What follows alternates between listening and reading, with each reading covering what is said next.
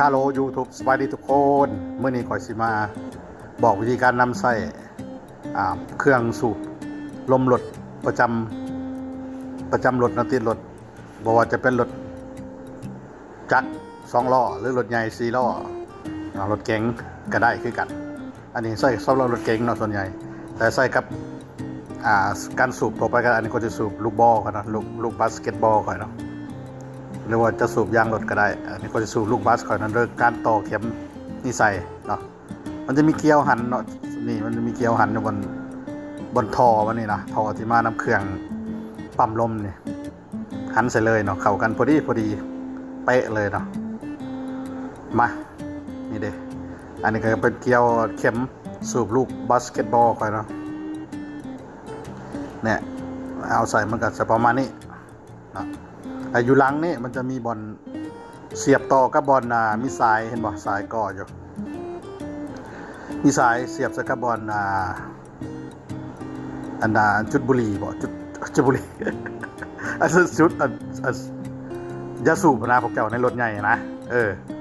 เสียบเข้าไปเขาดึงอันแนวกดจุด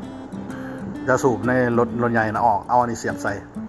ซ้ายนี่ก็ยาวเติบประมาณ5 เมตรอะไรค่อยว่าถ้าบกลัวหรือ3 เมตร 4 เมตรอะไรประมาณนั้นบริแทกเนาะจะก้าวโดยสายตานี่เนาะเขาไม่ได้รถเดี๋ยวนี่เอามาต่อใส่บนเคียร์ขิวยานะอันสูบยานะเนาะปักอันนี้นะวันเขาอันสักโทรศัพท์ก็ได้นี่ไงดูสิเอาไว้บ้างนี่เสียบชูนี่โดยที่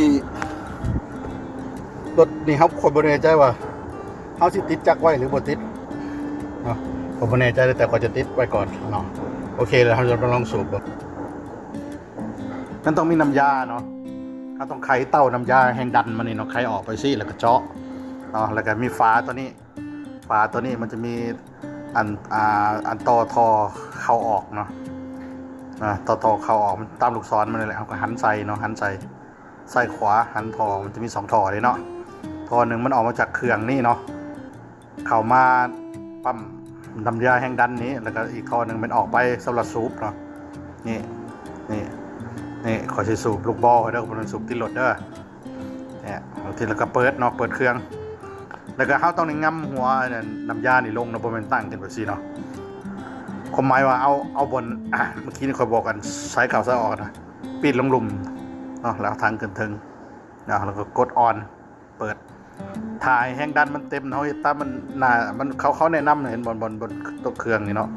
ให้แห้งดันมันขึ้นเข็มแห้งดันมันขึ้นประมาณจากปอนนะเอากระสูบเลยเนาะโอเคสำหรับคลิปนี้ก็คือซิมีเท่านี้เนาะ